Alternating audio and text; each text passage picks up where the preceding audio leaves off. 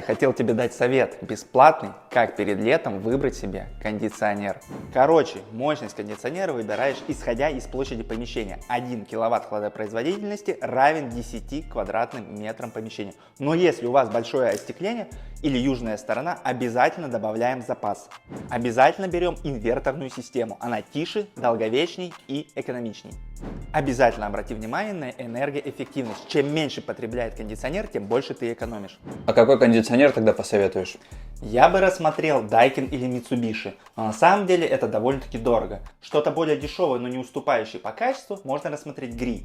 Или же Haier, но премиум или среднего сегмента.